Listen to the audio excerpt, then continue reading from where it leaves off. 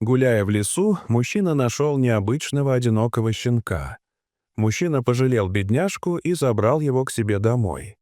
Вскоре мужчина отнес найденное животное в ветеринарную клинику, но ветеринар, увидев щенка, раскрыл от удивления рот.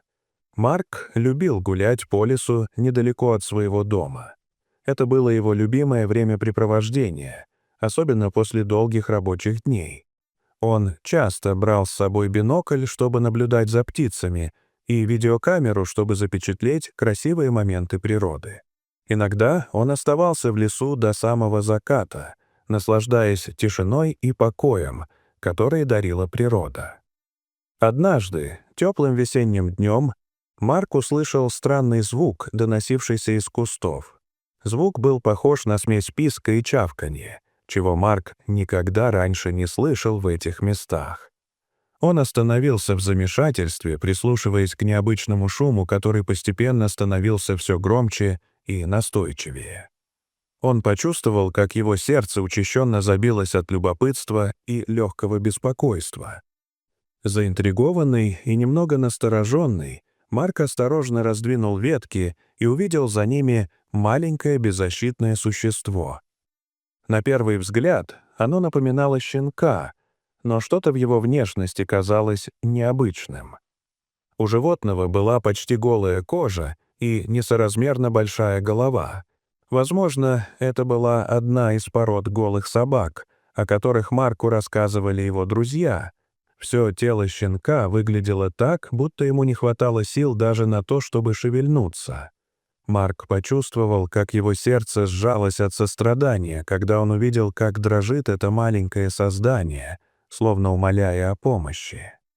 Он представил себе, как долго этот щенок может находиться здесь в одиночестве, изо всех сил пытаясь выжить. Щенок выглядел истощенным и слабым. Его бока часто вздымались, и он дрожал всем телом, как будто находился в постоянном страхе. Марк понял, что не может оставить его здесь одного. Он снял свою куртку и аккуратно завернул в нее животное, стараясь не причинить ему вреда. В этот момент он почувствовал глубокую связь со щенком, как будто теперь его обязанностью было позаботиться о нем. По дороге домой Марк внимательно разглядывал свою находку. У животного были необычно большие глаза с длинными ресницами, которые придавали ему еще более загадочный вид. Его морда была вытянутой, с маленьким приплюснутым носом на конце. Лапки казались непропорционально большими по сравнению с телом, а хвост был короткий и толстый. Марк задумался о том, что он никогда в жизни не видел подобных щенков и откуда он мог взяться в этих краях. Внезапно животное начало издавать пронзительные звуки, похожие на крик о помощи. Марк ускорил шаг, чувствуя, как его сердце колотится от волнения. Он боялся, что щенок может умереть у него на руках. Дома Марка встретила жена Клара. Она удивленно вскрикнула, увидев странного щенка в руках мужа. «Где ты его нашел?» — спросила она со смесью любопытства и опаски. Марк подробно рассказал, как нашел брошенного щенка в лесу, и добавил, что не смог пройти мимо в надежде спасти ему жизнь. Клара, почувствовав жалость к малышу, сказала, что в первую очередь нужно накормить его. Она быстро нагрела молоко и попыталась напоить существо из бутылочки с соской.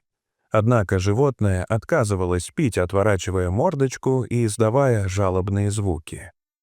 Марк и Клара перепробовали разные продукты — измельченное мясо, овощное пюре, даже детское питание, но все было безрезультатно. Супруги начали паниковать, когда заметили, что существо становится все слабее. Его дыхание стало прерывистым, а глаза начали закрываться.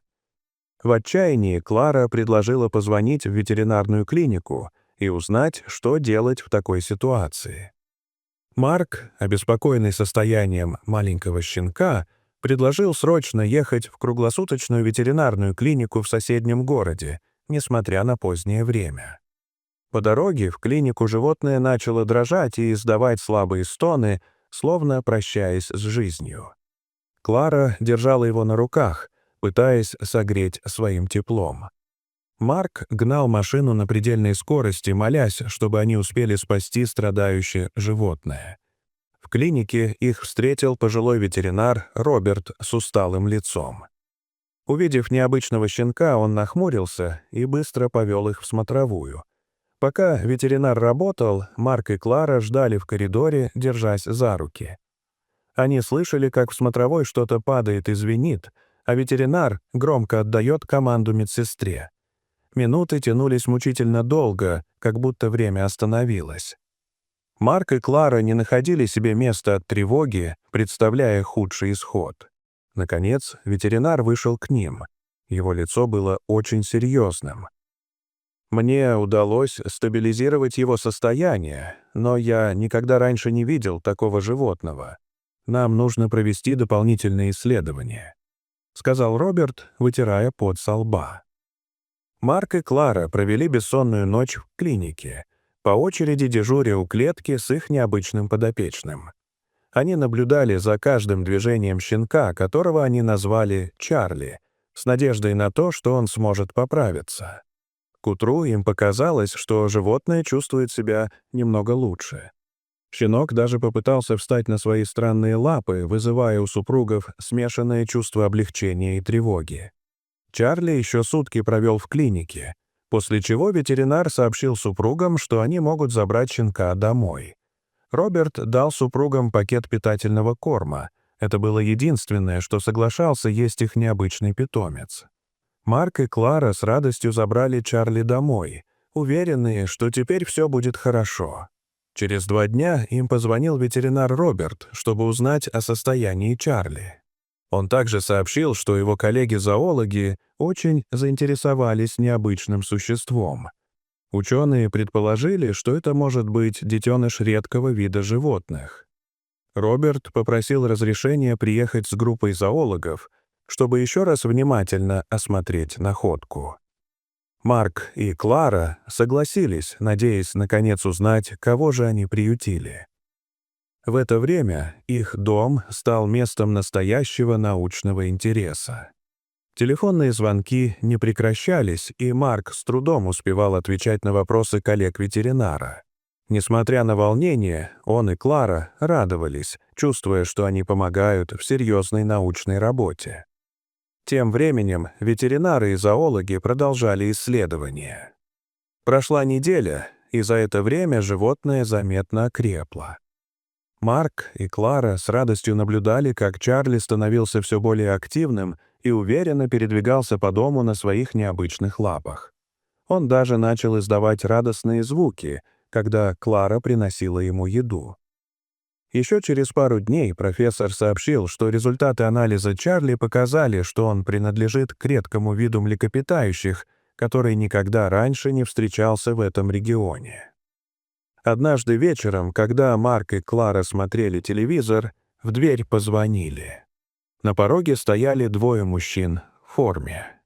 Они представились сотрудниками зоопарка и спросили, не находили ли супруги в последнее время необычное животное. Марк и Клара переглянулись. Они не знали, стоит ли рассказывать про свою необычную находку. Но тут из комнаты раздался характерный писк, и сотрудники зоопарка насторожились. Они попросили разрешения осмотреть квартиру. Супруги неохотно согласились. Когда мужчины увидели животное, их лица просветлели.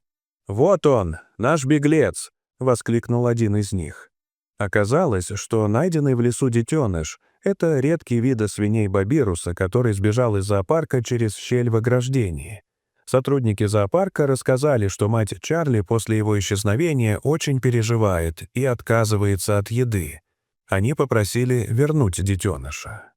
Марку и Кларе было грустно расставаться с необычным питомцем, но они понимали, что так будет лучше для животного. На прощание супруги погладили его и даже прослезились. Сотрудники зоопарка поблагодарили их за заботу о детеныше и пригласили приходить навещать его в любое время. Они также сообщили, что руководство зоопарка решило наградить Марка и Клару пожизненными бесплатными билетами. С тех пор супруги часто приходили в зоопарк навестить своего бывшего питомца. Дорогие зрители, Что вы думаете об этой истории? Расскажите, пожалуйста, в комментариях. А если вам понравилось это видео, то ставьте лайк и подписывайтесь на наш канал. До свидания.